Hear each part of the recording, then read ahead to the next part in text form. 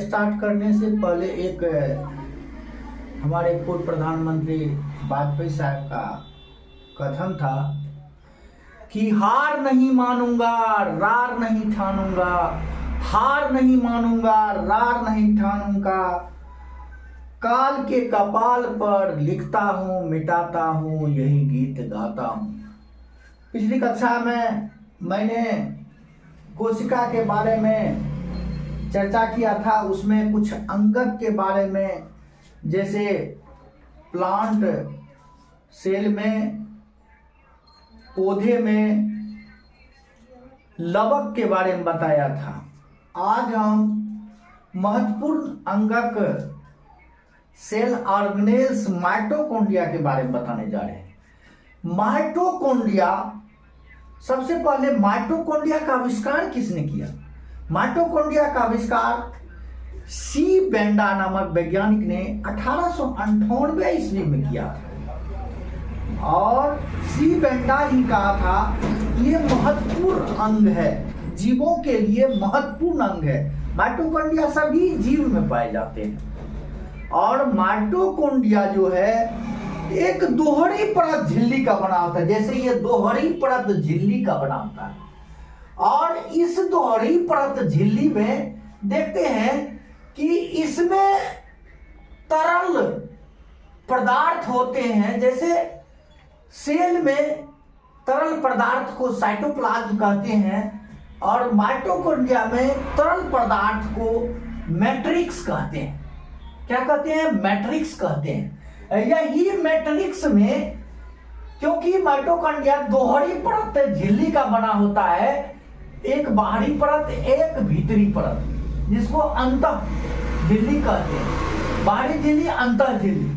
और इसमें क्या होता है? क्रिस्टी होता है। मैट्रिक्स में ही क्रिस्टी लटका रहता है। क्या रहता है? क्रिस्टी लटका रहता है। और मैट्रिक्स की जब बात करते हैं, यही मैट्रिक्स है। मैट्रिक्स में ही जो है बहुत सारे एंजाइम होते हैं। मतलब मैट्रिक्स में ही एंजाइम होते हैं। माइटोकॉन्ड्रिया में अपना माइटोकॉन्ड्रियल डीएनए आरएनए होते हैं। डीएनए आरएनए होते हैं। और यही डीएनए आरएनए क्या होता है? कुछ प्रोटीन को बनाते हैं। और कहा जाता है इसमें जो क्रिस्टी में, इसमें मैट्रिक्स में जो एंजाइम होते हैं, वह एंजाइम कोशिकीय श्वसन के लिए महत्वपूर्ण स्थान है। कोशिकीय श्वसन, सेलुलर रेस्पिरेशन के लिए महत्वपूर्ण पदार्थ है, जो हमारे भोजन को क्या करता है? पूर्ण रूप से ऑक्सीकृत करता है। और पूर्ण रूप से जब ऑक्सीकृत होता है तो हमें ढेर सारी ऊर्जा प्राप्त होता है, ढेर सारे एनर्जी प्राप्त होता है। और इसी मैट्रिक्स में जो एंजाइम होते हैं, क्या होते हैं? एंजाइम कोशिकीय श्वसन के लिए महत्वपूर्ण स्थान होता है। और हाँ, जब कोशिकीय श्वसन के लिए महत्वपूर्ण स्थान होता है तो अब जो है भोजन का पूर्ण ऑक्सीकरण होता है और ढेर सारे एंजाइम जो है बनता है श्वसन क्रिया में। और इसलिए माइटोकॉन्ड्रिया को powerhouse of the cell कहते हैं। ऊर्जागृह, मतलब क्या? ऊर्जा का एक प्रकार घर है, एनर्जी का घर है माइटोकॉन्ड्रिया को। इसलिए माइटोकॉन्ड्रिया कोशिका में महत्वपूर्ण स्थान है। और जब श्वसन की क्रिया होता है तो ढेर सारे क्या होता है? ऊर्जा क्या होता है? प्राप्त होता है। वही एटीपी के रूप में, क्या है? एटीपी के रूप में यही ऊर्जा जो है संचित रहता है। एटीपी के रूप में। एटीपी क्या है? ऊर्जा है। क्या है? ऊर्जा है। एटीपी क्या है? ऊर्जा है। और यही शरीर में क्या होता है? संचित रहता है। और माइटोकॉन्ड्रिया यही एटीपी और अति ऊर्जा के कारण माइटोकॉन्ड्रिया को क्या कहते हैं? कोशिका का ऊर्जागृह कहते हैं। क्या कहते हैं? कोशिका का ऊर्जागृह कहते हैं। इसलिए जो है कोशिका में महत्वपूर्ण स्थान है। और कोशिका के powerhouse of the cell कहते हैं। कोशिका के प्रोटीन की फैक्ट्री किसे कहते हैं? राइबोसोम को कहते हैं। राइबोसोम को कहते हैं प्रोटीन की फैक्ट्री। और कोशिका का इंजन क्या है?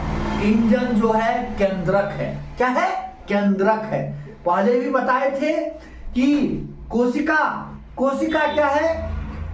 जीवन की आधारभूत संरचना और क्रियात्मक इकाई है। जीवन हमारे जीवन की आधारभूत संरचना है और क्रियात्मक इकाई है। और कोशिका का आविष्कार रॉबर्ट हुक ने किया था। उसके बाद केंद्रक का आविष्कार रॉबर्ट ब्राउन ने 1831 ईस्वी में किया था। और कोशिका का सिद्धांत जो कि दिया था स्लाइडेन एवं सॉन ने दिया था। एक वनस्पति वैज्ञानिक थे, एक जंतु वैज्ञानिक थे। उन्होंने 1839 ईस्वी में कोशिका का सिद्धांत दिया था। तब सारे कोशिका पर अध्ययन होने लगा था।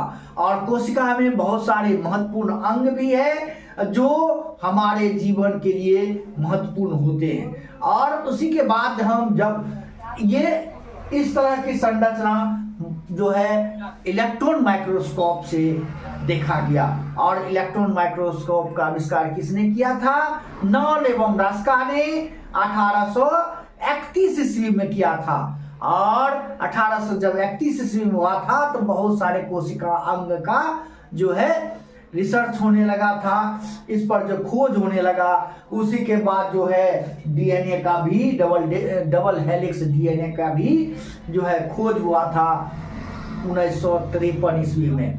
1953 ईस्वी में डबल डीएनए हेलिक्स का खोज हुआ था। वाटसन एवं क्रिक ने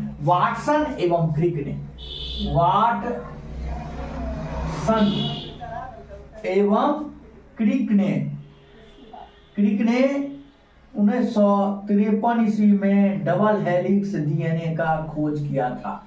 और इसी को क्या हुआ 1963 ईस्वी में इसे क्या नोबेल प्राइज मिला था। वाटसन एवं क्रिक को 1963 ईस्वी में नोबेल प्राइज मिला था। इसी के साथ माइटोकॉन्ड्रिया का ये क्लास समाप्त होता है।